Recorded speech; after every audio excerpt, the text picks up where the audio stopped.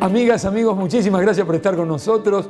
¿Cómo les va? Aquí estamos ya en junio, mitad de año 2020. El programa de hoy, un programa distinto referido a la oftalmología. Un estudioso, el doctor Guillermo Iribarren. Atención, país. Querido doctor Guillermo, muchísimas gracias por prestarte a este reportaje. ¿Cómo estás? Muy bien, muchas gracias. Muchas gracias por la entrevista. ¿Cómo estás pasando la pandemia, Guillermo? Bueno, por suerte bastante organizado. Yo trabajo en el hospital alemán y, y bueno, en ese contexto es un lugar donde obviamente se reciben pacientes COVID positivos, pero por suerte nos pudimos organizar bien como recomiendan que uno se organice para la atención en este tipo de situaciones y sin mayores contratiempos, por suerte. Guillermo, si me lo permites, antes de ingresar en la información que interpreto debe ser formativa en materia de oftalmología, porque es una especialidad la tuya donde no hay demasiada, como entiendo yo, debería haber difusión, especialmente en el plano, reitero, informativo y formativo. ¿Dónde naciste, Guillermo? Acá en Buenos Aires. ¿Tu escuela elemental, dónde la hiciste? ¿La escuela primaria? La escuela primaria la hice en un colegio privado de Belgrano, en un colegio inglés en el Belgrano Day School, y el colegio secundario en el Colegio Nacional de Buenos Aires. Ah, bueno. ¿Eras un traga, Guillermo? Un poco. Muy estudioso. Muy bien. ¿Tenés recuerdo de la enseñanza elemental, de algún maestro, maestra o de la enseñanza media? Supongo que sí.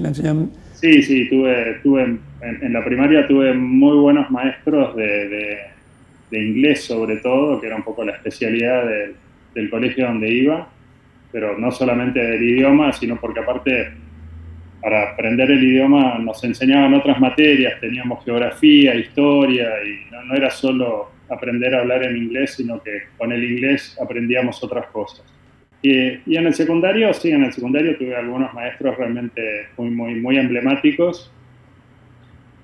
Recuerdo uno de matemática que lo tuve durante todos los años del secundario, que era una persona bastante especial.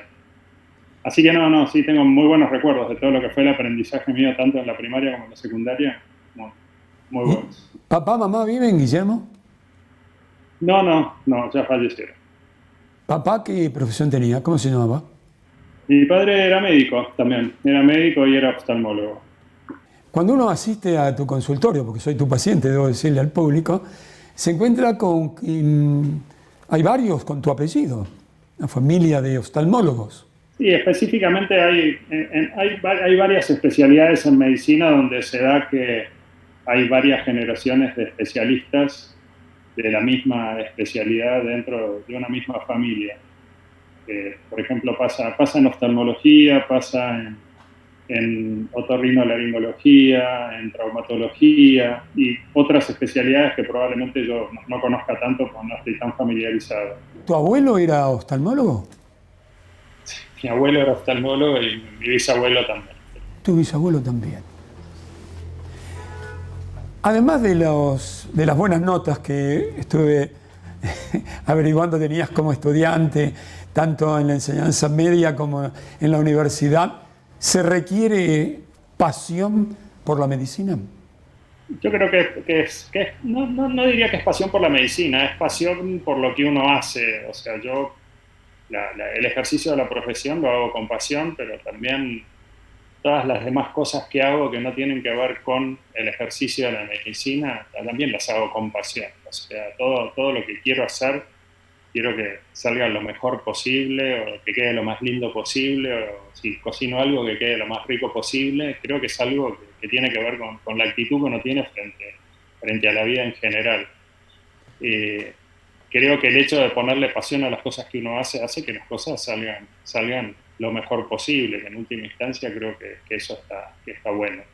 No creo que necesariamente tenga que ser todo el tiempo así, pero es un estilo y a mí me gusta y lo he tratado de inculcárselo a mis hijos también, y en general con la gente en la que participo de la formación de ellos trato de transmitirle un poco todo este sentimiento que tiene que ver con el hecho de que, bueno, cuando uno le pone pasión a lo que hace, primero es mucho más entretenido, es mucho más divertido y uno no solamente hace lo que le gusta, sino que se divierte, la pasa bien y encima, si puede ayudar a alguien, mejor todavía.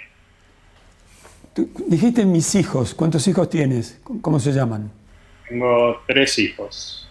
Tengo un hijo varón que se llama Nicolás, una hija Martina y un hijo que se llama Manuel.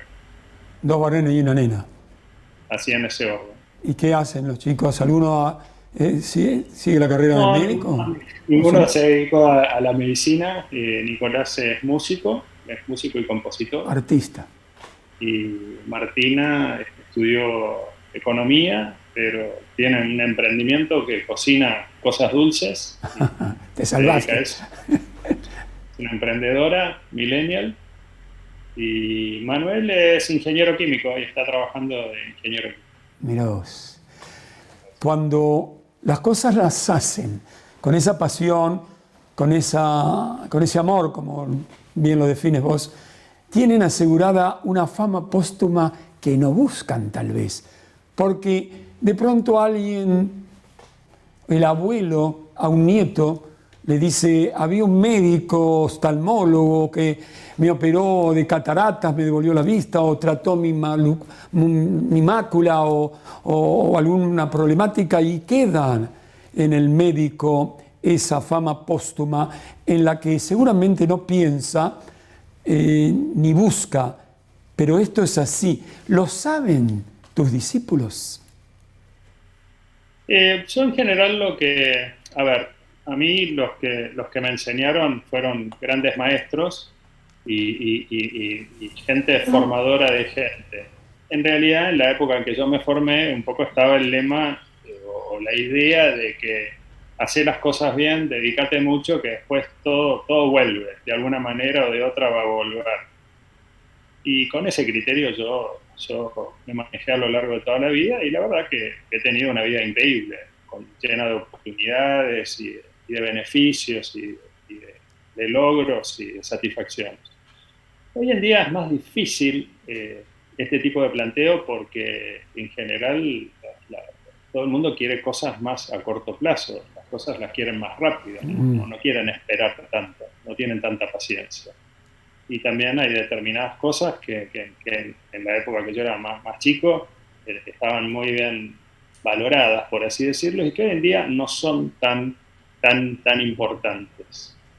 Creo que en última instancia lo que yo trato de transmitirles es la pasión por lo que ellos hacen y sobre todo el hecho de que más allá de que hoy podemos tener muchos tutoriales para aprender a cómo hacer las cosas y realmente toda la información que tenemos de internet y de todas las aplicaciones que están disponibles hoy en día nos facilitan enormemente la vida. Hay cosas que tienen que ver con la transmisión de las habilidades, con la enseñanza de las habilidades, con la transmisión de la experiencia y de ciertas cosas que forman el espíritu y la personalidad de cada persona, que hace lo que uno después a lo largo de la vida puede ir haciendo cosas que sean importantes o que sean trascendentes para los demás. O sea, yo por lo menos lo que sí me di cuenta a lo largo de mi vida y sobre todo en un periodo más medio, fue que en realidad yo realmente que realmente lo que más me gustaba era hacer cosas que impactaran en los demás, o sea, que impactaran en forma positiva, ya sea tratando de ayudar a un enfermo a que esté mejor, tratando de formar a alguien para darle la oportunidad para que se capacite y sea mejor, y por eso es que elegí la docencia como un elemento más de trabajo, para así decirlo, porque realmente, si yo tengo que pensar, una de las cosas que más me divierte es darle clase a los que están en la facultad, porque los que están en la facultad todavía están viendo a ver qué hacen, qué especialidad siguen. Me divierte darle clase a todos y transmitir la experiencia que yo pueda tener a todos, pero sobre todo a los que están como más verdes, por así decirlo, porque el que ya es oftalmólogo, ya eligió la oftalmología, bueno, está bien, quiere hacer lo mismo que yo hago, es fantástico, pero el que todavía está ahí pensando a ver qué hago, realmente me emociona y es todo como un desafío darles clase para ver de qué manera los puedo motivar para mostrarles que lo que yo hago puede ser de pronto una buena oportunidad para ellos, ¿no? Qué lindo mensaje, qué lindo esto, me emociona. Sí. Y has hecho referencia a otros tiempos, no muy lejanos, los tuyos en tu formación en la universidad, por ejemplo. ¿Has tenido, al margen de tus familiares, tu ascendencia, algunos formadores en la especialidad a quien recordás? Sí, bueno, la verdad que hay mucha gente que me ha ayudado mucho, empezando por, bueno, de los que fueron mis dos o tres maestros más importantes. Uno era Roberto Sampaolesi, que ya falleció, pero que fue un referente dentro de lo que es la oftalmología nacional e internacional. Después José Badía, que, que- que ahora se ha retirado de la especialidad, pero que fue también un referente a lo largo de toda su vida, una persona muy, muy inteligente y muy formadora también. El doctor Jorge Bar, que todavía está en actividad. Ellos fueron los que más me ayudaron a formarme en todo, pero sobre todo también en el tema de retina, que es uno de los temas a los que más me he dedicado. Y después un montón de gente con la que he trabajado, no solamente en oftalmología, sino sobre todo en la parte docente y en la organización, en trabajar para las sociedades científicas y, y la organización de congresos y eventos y cursos y todo, bueno, lo que uno va haciendo a lo largo de toda su carrera. Para entrar, Guillermo, en la especialidad, insisto en aquello de que el gran público no tiene la ocasión, como hay tantas especialidades de las que se habla en los distintos medios. Yo mismo, que he entrevistado centenares de profesionales médicos y científicos, muy poquitas veces, y esto está mal de mi parte como profesional del periodismo científico, haber entrevistado a oftalmólogos, antiguamente, como le decíamos, a los oculistas, ¿no? Antes de entrar en las distintas enfermedades del ojo y del cuidado de nuestra vista, te habías referido como especialidad a la retina, y uno piensa que el que no sabe, pero por ahí ha leído, viste, 126 millones de células tiene una retina, y a partir de la retina te encontrás con que en el medio de la misma está la mácula, donde vos también hace un tiempo me decías: Jorge, puedo hablar de la maculopatía. A ver si nos das una clase académica, pero también en lo posible de entendimiento para el gran público, Guillermo. ¿Qué es la maculopatía, por ejemplo? ¿O qué es la retina? Como prefieras, profe. La retina es, digamos, la parte nerviosa del ojo. Desde el punto de vista más estructural, es como si fuera una especie de empapelado que tiene el ojo por dentro.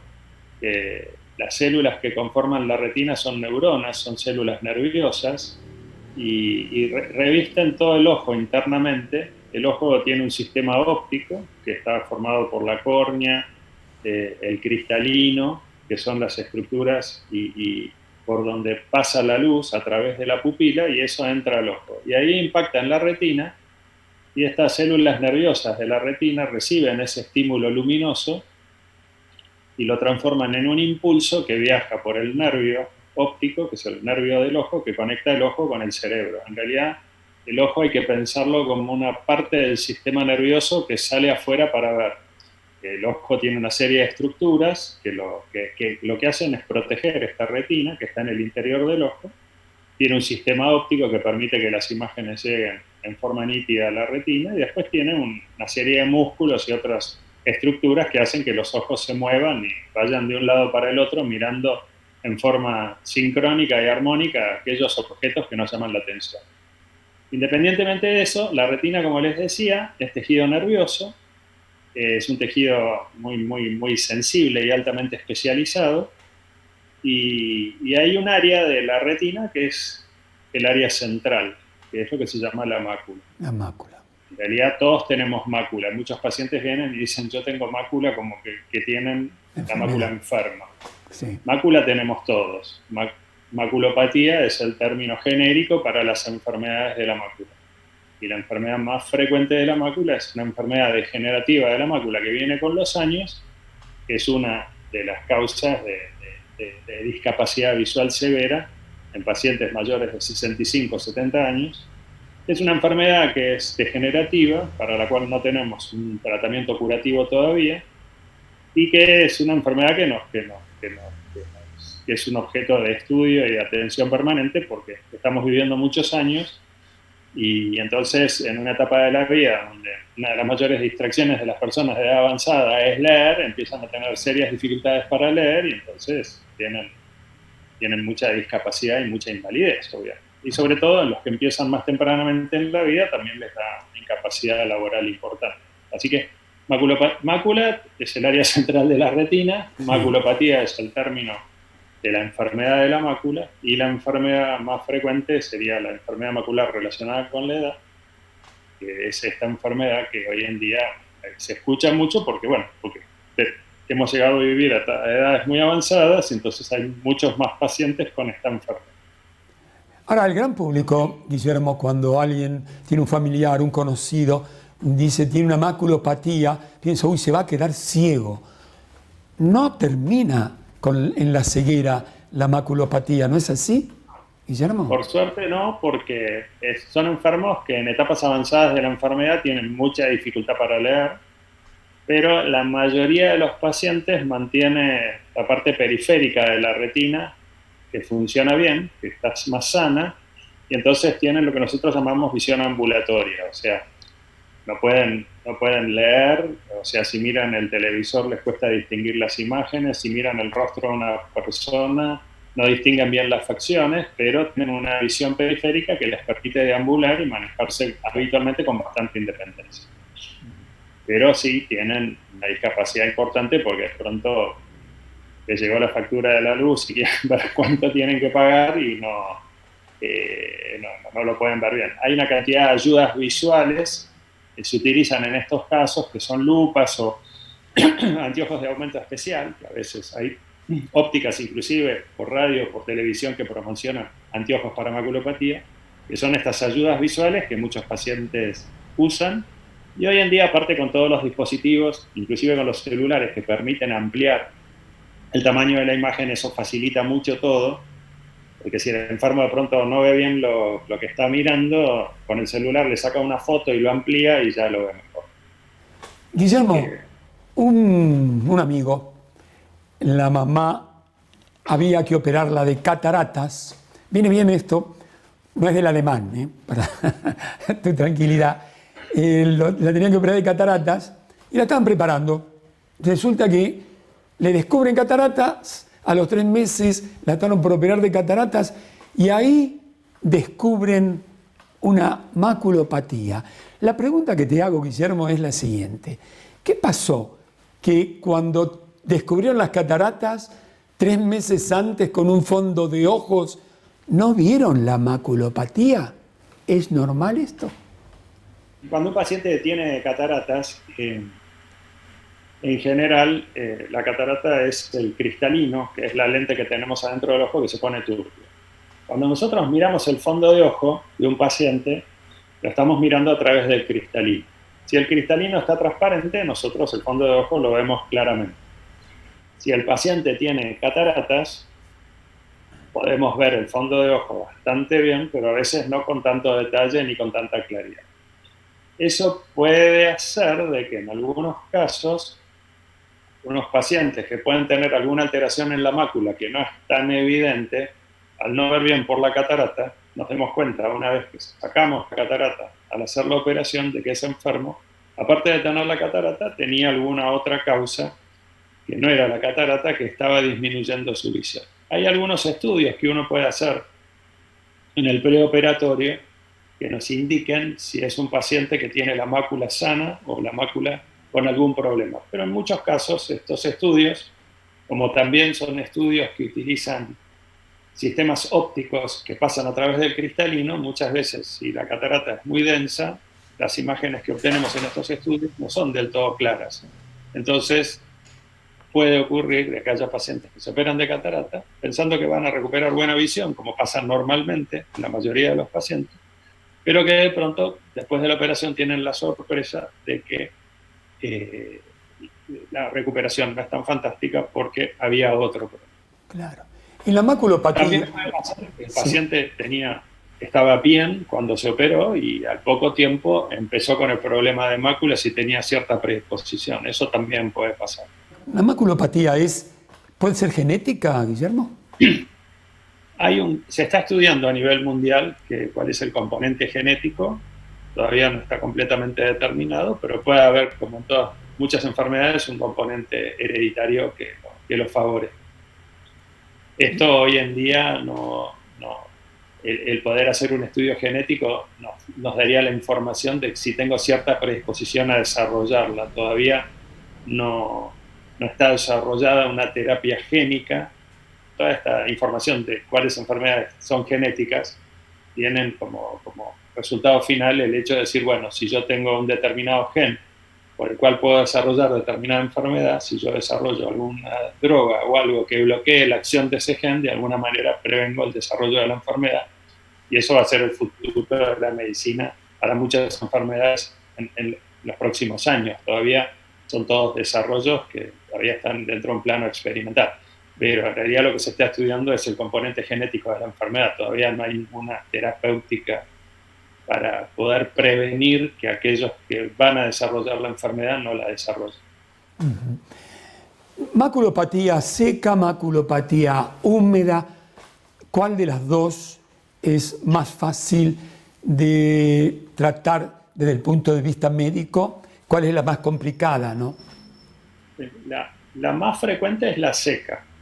La seca es una forma que, como su nombre lo indica, el tejido de la retina de la mácula se va atrofiando sin prisa y sin pausa en el tiempo, y para esta forma no hay mucho tratamiento salvo el dar complejos vitamínicos y algunas drogas que están en estudio pero que todavía están dentro de los ensayos clínicos. Las vitaminas que se dan tienen un efecto antioxidante que lo que buscan es frenar los procesos oxidativos que tienen que ver con el proceso degenerativo de la retina. Esa es la forma más frecuente y esa en general es de lenta evolución, por lo cual el enfermo va perdiendo visión lentamente, pero como que le va dando tiempo, por así decirlo. La forma húmeda, que es la forma menos frecuente, pero que es la más invalidante, hay todo un fenómeno de desarrollo de vasos anómalos en el área central de la retina, que estos vasos crecen, producen derrames, generan inflamación, y esta sí es de mucho más rápida evolución y a veces en poco tiempo genera una severa pérdida visual. Y esta forma de enfermedad ya hace más de 10 años que la estamos tratando con unas inyecciones intraoculares de unos medicamentos que se llaman antiangiogénicos, que lo que hacen es controlar el desarrollo de estos vasos anómalos para que no se produzcan o de alguna manera queden como controlados o que estos vasos que crecieron se achiquen y no generen toda esta distorsión. Y con este tratamiento hemos logrado mejores resultados que los que teníamos con los tratamientos previos, que se basaban básicamente en hacer aplicaciones de láser que cauterizaban estos vasos anómalos, pero generaban una cicatriz importante y una cicatriz en la visión. El único tema con estos tratamientos de las inyecciones es que el medicamento que inyectamos no es curativo, sino que el medicamento controla el proceso por un tiempo mientras queda dentro del ojo, pero después de un tiempo el medicamento se elimina y entonces muchas veces la enfermedad vuelve a activarse, por así decirlo. Entonces, en estos casos los pacientes reciben inyecciones periódicas en forma indefinida, por así decirlo. Y en algunos casos, después de un tiempo, de acuerdo a la evolución, a veces uno puede parar con las inyecciones o uno va espaciando un poco las inyecciones como para mantenerlo de la mejor manera posible. Con esta modalidad de tratamiento muchos pacientes mantienen visión útil en el tiempo, y hay otros pacientes que, a pesar de cumplir con el tratamiento en tiempo y forma, igual la enfermedad sigue progresando más lentamente, y en un punto donde ya, si el enfermo ya ha perdido y no tiene visión útil, muchas veces uno discontinúa el tratamiento. Pero esta modalidad de tratamiento, que no es la ideal, pero que es la mejor que tenemos en este momento, porque de alguna manera permite que el paciente mantenga en muchos casos visión útil por un tiempo largo. Cuando estábamos hablando, que estabas hablando vos, nos estabas informando que la maculopatía seca requería de una medicación de vitaminas. ¿Qué vitaminas, por ejemplo? Un complejo vitamínico. Es un complejo multivitamínico que aparte tiene otras sustancias como la luteína, el zinc y otros, que tienen en realidad este medicamento no se da porque el paciente tenga un déficit vitamínico, sino que se da porque estos complejos de vitaminas y antioxidantes modulan un poco los procesos que tienen que ver con el deterioro de los tejidos. Entonces lo que uno intenta es controlar ese proceso o atenuar ese proceso. Pero no es específicamente que le doy vitaminas porque le están faltando vitaminas. Ah, mira vos. ¿En qué medida, Guillermo, la aparatología para la oftalmología ha avanzado de manera tal que a ustedes, como en otras especialidades, les pudiese permitir diagnosticar y tratar, desde el punto de vista tal vez quirúrgico, mejor las enfermedades? Y bueno, la oftalmología en los últimos 15 años ha tenido una evolución impresionante en lo que es todo lo que tiene que ver. Perdón, es que una irrespetuosidad. Has dicho nada más que hace 15 años. A ver, la oftalmología viene evolucionando mucho en los últimos 25 años, pero en los últimos 15 ha tenido una evolución así como muy meteórica en todo lo que tiene que ver con imágenes y digitalización de la imagen, y sobre todo porque hay distintos equipos hoy en día que permiten tener imágenes en vivo prácticamente con una resolución prácticamente microscópica de los tejidos. Ahí está el tema. Entonces, determinadas patologías que antes las mirábamos con los métodos de observación normales que tenemos en el consultorio, hoy realmente tenemos estudios que nos dan una imagen que es casi como si fuera un preparado histológico. Entonces, tenemos una mucha mejor comprensión de qué es lo que está pasando en el ojo para decidir qué tratamiento es el más adecuado. Y aparte que antes confiábamos mucho en el poder resolutivo del ojo nuestro al hacer la observación. Pero estos equipos hoy en día ven más allá de lo que ven nuestro ojo. De tus ojos. Si bien siempre nos confiamos sobre lo que estamos mirando, todos estos estudios hoy en día son de gran ayuda porque nos dan información que, por más que lo miremos mucho y muy fijo, no la vamos a tener. Así que realmente hoy en día todo ese nivel de equipamiento es absolutamente imprescindible para poder hacer bien oftalmología. Y bueno, esos equipos tienen un precio elevado, pero bueno, ahí siempre estamos haciendo un esfuerzo para tener el mejor equipamiento posible para poder hacer lo mejor posible para nuestros pacientes. Bueno, no sé si después me vas a retar como paciente, pero después de verme, vos el año pasado me realizaste un fondo de ojos. Llevaste acá un fondo de ojos. Pero después que el fondo de ojos me llamó la atención porque no te conformaste con el fondo de ojos, empezaste con unos aparatitos a mirarme nuevamente los ojos. ¿De qué se trata esa? Una pregunta elemental para el gran público, Guillermo. Bueno, esos son distintos métodos de observación del fondo de ojo. Hay uno que es el que usamos más frecuentemente, que es la oftalmoscopía binocular indirecta. Es un equipo que nos ponemos como un casco en la cabeza para mirar al paciente, que miramos a través de una lupa. Pero también tenemos otro elemento que es la lámpara de hendidura, que es el aparato con el que usamos para tomar la presión y para mirar el ojo, para mirar si tiene cataratas, pero a su vez, usando la lámpara de hendidura y algunas lentes especiales, también podemos mirar el fondo de ojo, y ahí tenemos una observación también más detallada de algo que por ahí nos llamó la atención cuando lo estábamos mirando primero con la oftalmoscopía binocular indirecta. Son todos métodos que son complementarios y que uno va utilizando de acuerdo a la necesidad. ¿Cuáles son las enfermedades más comunes, Guillermo, de la vista? Y las enfermedades más comunes, o por lo menos las enfermedades más prevalentes que pueden llevar a una severa discapacidad visual, uno es la catarata, que es totalmente reversible. La otra es la retinopatía diabética, que es una causa de ceguera también totalmente prevenible. La otra es el glaucoma. El glaucoma es el aumento de la presión intraocular, que también es causa de ceguera y es totalmente prevenible. Y la degeneración macular relacionada con la edad serían las 4 más importantes en cuanto a que no tratadas o no diagnosticadas pueden producir una severa disminución de la visión. Y también a futuro, y bueno, hoy en día también, pero sobre todo en los países más asiáticos, pero a futuro en el resto del mundo, la miopía es algo que es un tema más relacionado con la parte óptica y refractiva del ojo, pero la miopía también es algo que está aumentando su incidencia a nivel mundial y que también en algunos casos puede ser causa de disminución de visión. Pero las 4 más prevalentes sobre las cuales se hacen campañas habitualmente es catarata, retinopatía diabética, glaucoma y degeneración macular. Hay una enfermedad común, perdón el término, que es la conjuntivitis.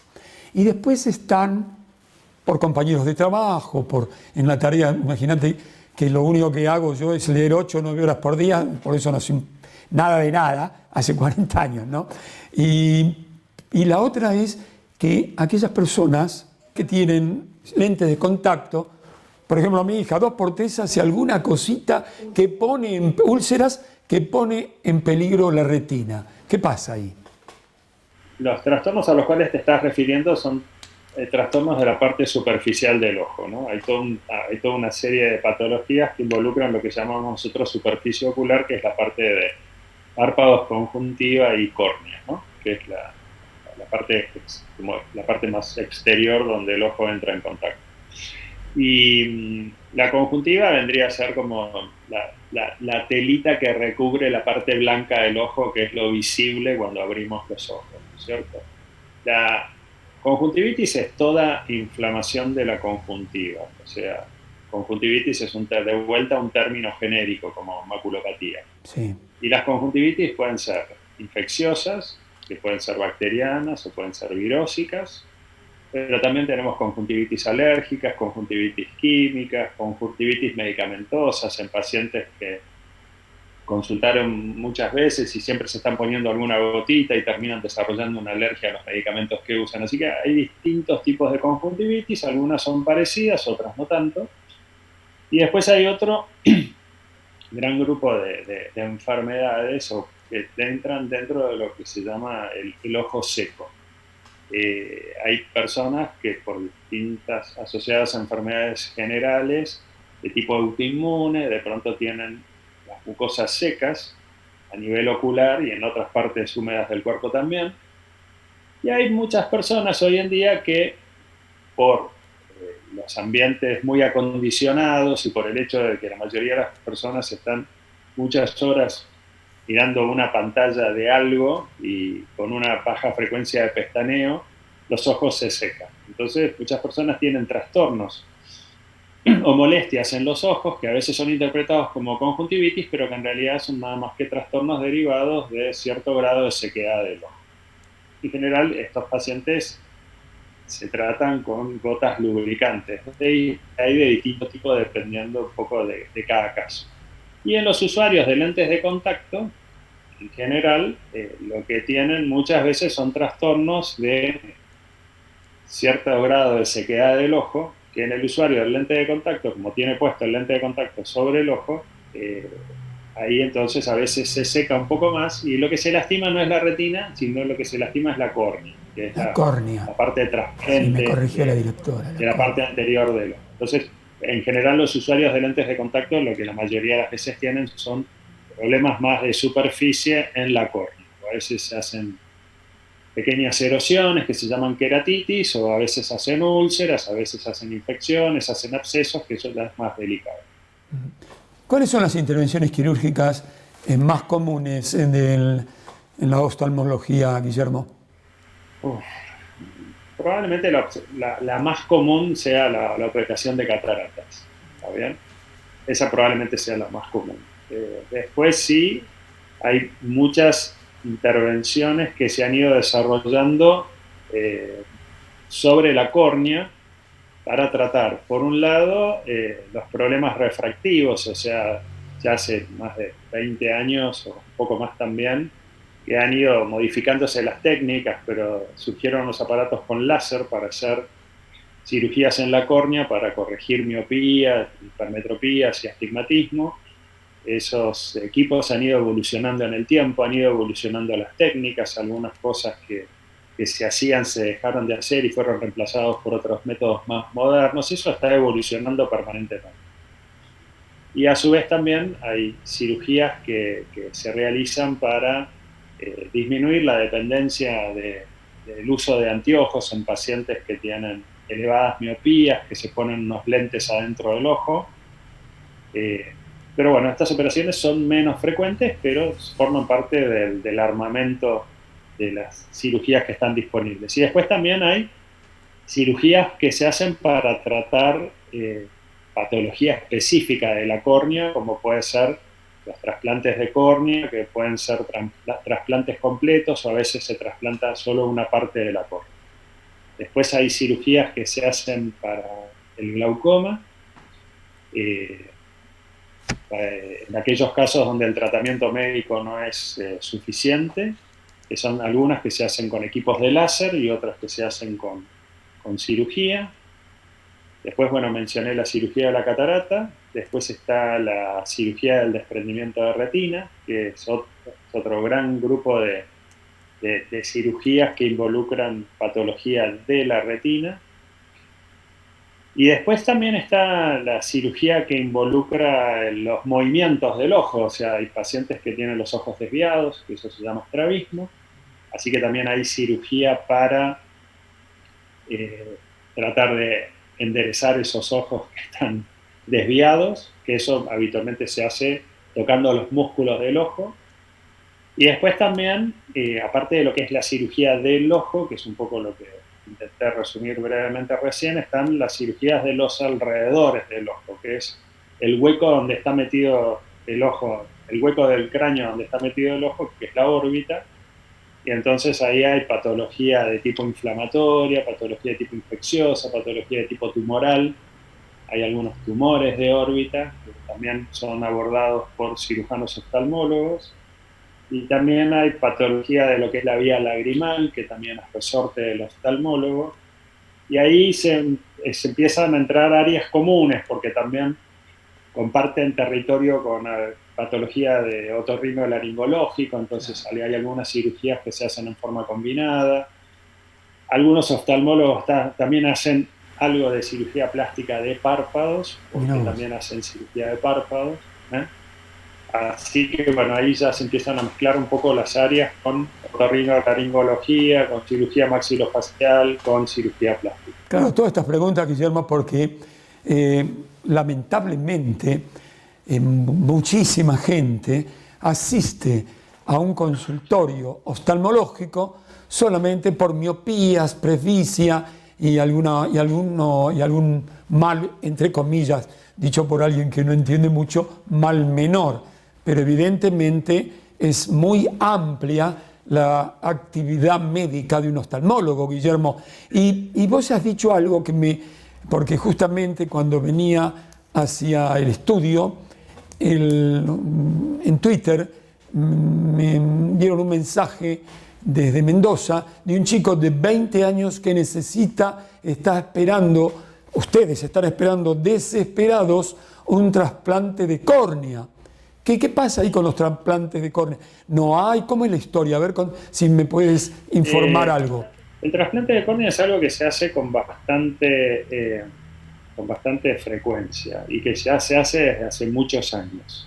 Se hace desde hace más de 50 años. Esto se usa para reemplazar córneas que están enfermas o en algunos casos se hace en forma aguda o urgente para tratar algunas patologías específicas de la córnea. Obviamente que ahí lo que se requiere es una córnea de un donante. O sea, se requiere disponer de la córnea completa del ojo de alguien que ha fallecido.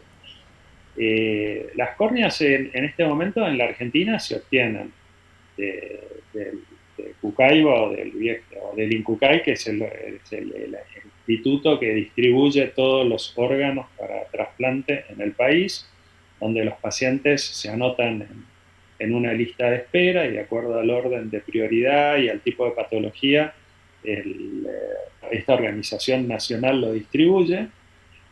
Y también a nivel mundial, a diferencia de otros órganos que luego de ser extraídos del donante rápidamente tienen que ser trasladados, como uno ve a veces en aviones, o sea, como que hay una actividad sanitaria muy urgente para llevar ese órgano para que pueda ser trasplantado rápidamente la persona que lo está precisando.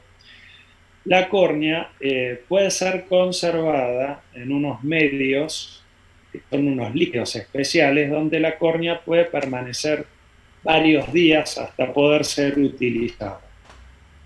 Varios días.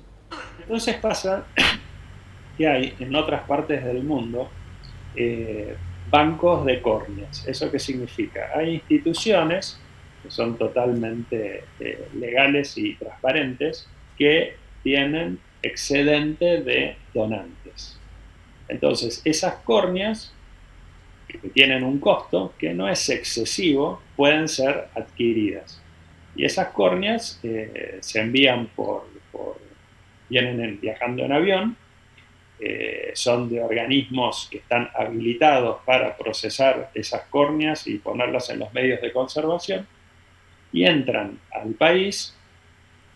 Son obviamente registradas dentro de lo que es la lista de los pacientes que están esperando para hacer un injerto, con total conocimiento del organismo nacional que se encarga de distribuirlo, y esas córneas se usan mucho para trasplantar pacientes. Y en general, este sistema tiene un poco la ventaja de que el paciente no tiene que esperar a que aparezca el donante, porque de pronto, como estos bancos de ojos siempre tienen excedente, entonces la disponibilidad es rápida, y entonces uno puede programar mejor la cirugía. Por último, Guillermo, el coronavirus. Uno de los síntomas, dicen los expertos, es un problema en la vista. ¿Cómo es esto? Y la pregunta sería, para mí, no solamente que me están pidiendo que te diga cómo ingresa, sino me interesaría saber si deja secuelas, además. En principio, lo que más refiere la literatura es que el coronavirus lo que produce es una conjuntivitis, ¿está bien? Como podría ser cualquier conjuntivitis viral que uno puede tener en distintos momentos del año, y que a veces se producen como brotes o epidemias que son muy contagiosas. Las conjuntivitis virales por adenovirus, que son las que más acostumbrados estamos a ver, en general rara vez dejan secuelas. Con respecto al tema del coronavirus, todavía no. En general, la mayoría de los pacientes que aparentemente tienen, o sea, no son muchos los pacientes que tienen conjuntivitis, ¿está bien? Mira vos. Todavía no hay un estudio si realmente estas conjuntivitis están dejando secuelas, pero lo más probable es que sean formas leves de conjuntivitis que se pasan cuando se pasa el cuadro viral. Como pasa muchas veces cuando uno está con un estado virósico, que de pronto está con la nariz medio tapada, con los ojos así medio colorados, y cuando se pasa la gripe se pasa todo. Específicamente lo único que sí hay que tener en cuenta es que algunos pacientes que consultan por conjuntivitis, esa puede ser se ha estudiado que eso puede ser una manifestación de un paciente que por ahí está siendo positivo sin tener todavía otras manifestaciones de la enfermedad, como son las típicas de tener fiebre o falta de gusto, o que no huele bien. o ya los síntomas más evidentes que aparecen en todas las publicidades que uno tiene que chequear. Con lo cual, y un poco también por la cercanía que tenemos al revisar al paciente, Eso te iba a preguntar, eso te iba a preguntar. pasa también a los odontólogos, desde el principio que empezó esto, es como que cualquier paciente que viene, aunque no tenga síntomas, yo lo tomo como si fuera un paciente positivo, ¿está bien? Con lo cual, tengo que tomar ciertos recaudos para evitar que el revisar ese paciente sea una fuente de contagio para mí, por así decirlo, ¿está bien? Y que yo, al revisar ese paciente, no sea un transmisor después con otro paciente que viene después que yo sea un transmisor del virus. Entonces, por eso es que obviamente todos los pacientes entran a la consulta con barbijo. Nosotros estamos siempre con el barbijo puesto, tenemos protección ocular, o usamos máscara o usamos antiparras. Al paciente siempre se lo revisa con guantes, que no es algo que lo hagamos habitualmente, pero los guantes con los que se revisa ese paciente se descartan automáticamente con cada paciente.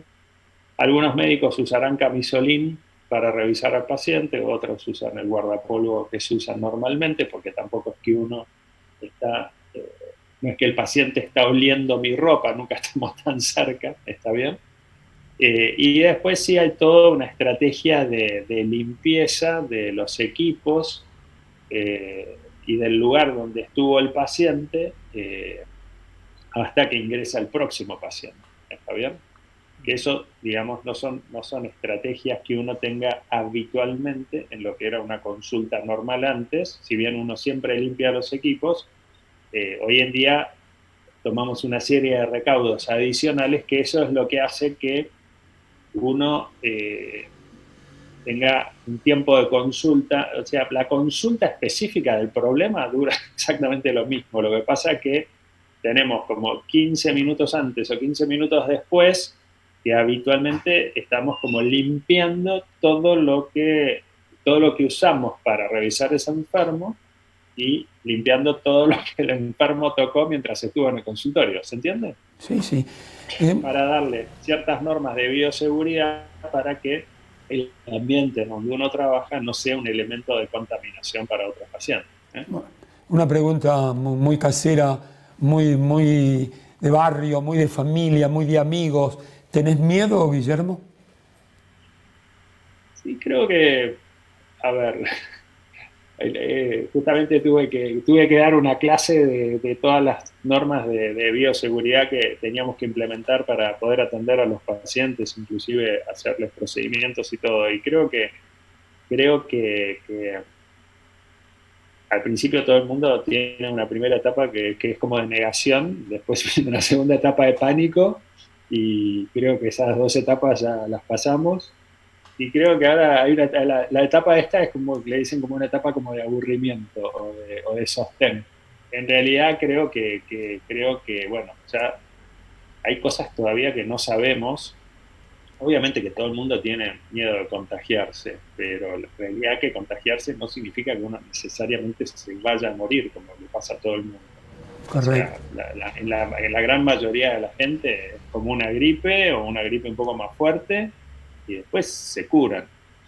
La posibilidad del contagio existe cuando uno tiene un contacto estrecho con alguien sintomático sin ningún tipo de protección.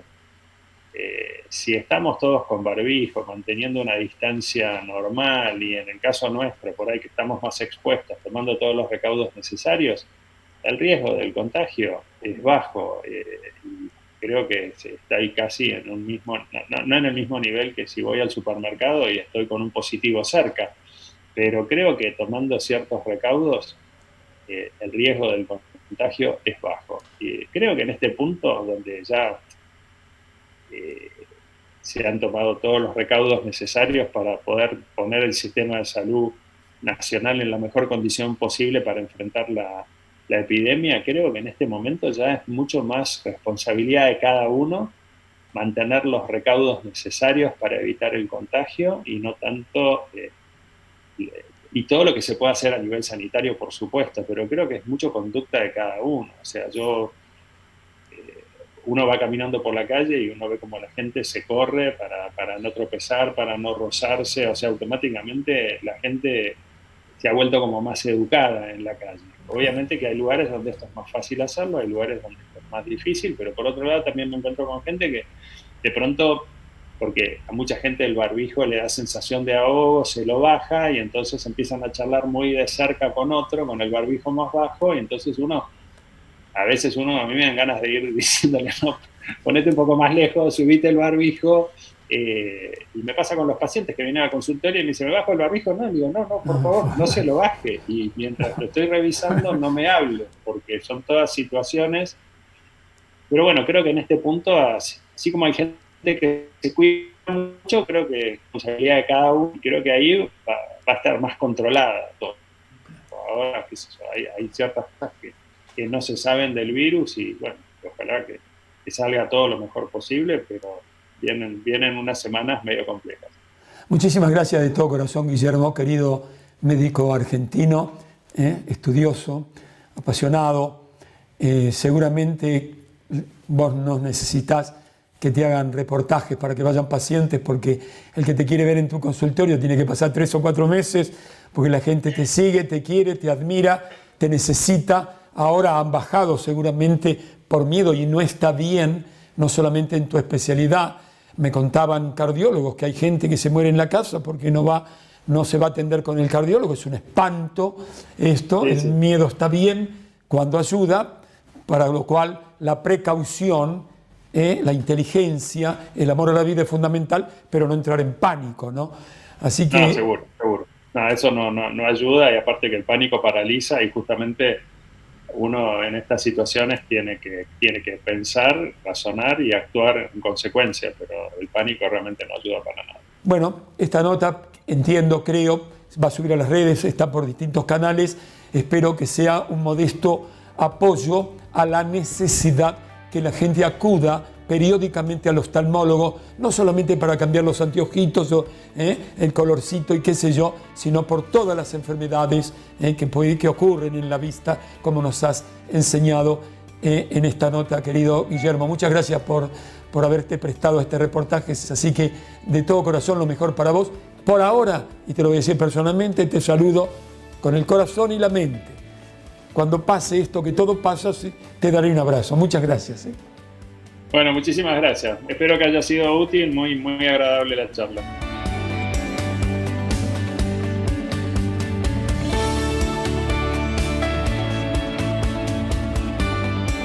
Bueno, Jorge, antes que nada, un saludo. Nos conocemos hace ya mucho tiempo y yo siempre destaco la tarea que tú realizas en la televisión.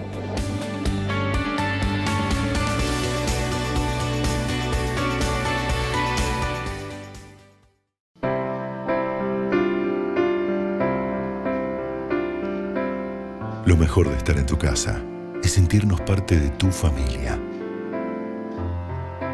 Acompañarte en muchos de tus momentos.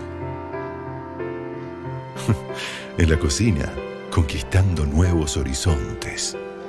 Y en la mesa, alimentando los corazones. Hoy nos vemos desde lejos, pero nos acercan algunas sonrisas.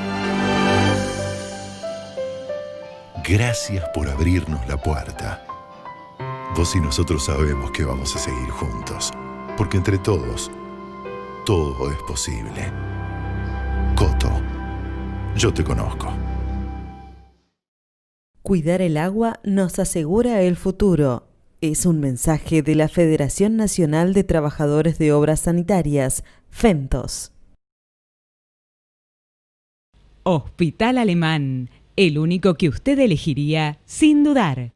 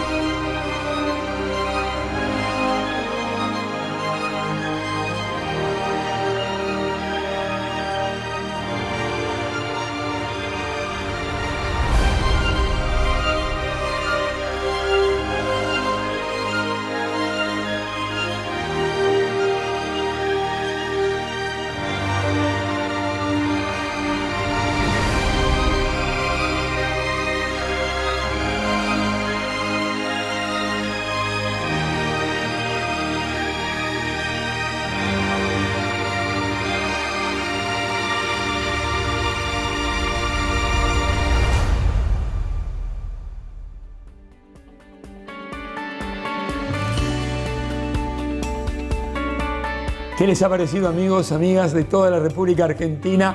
Las enseñanzas, las informaciones formativas que nos ha dejado este oftalmólogo de enorme prestigio en nuestro país. A cuidarse. Hasta la semana que viene, si Dios quiere. Chao.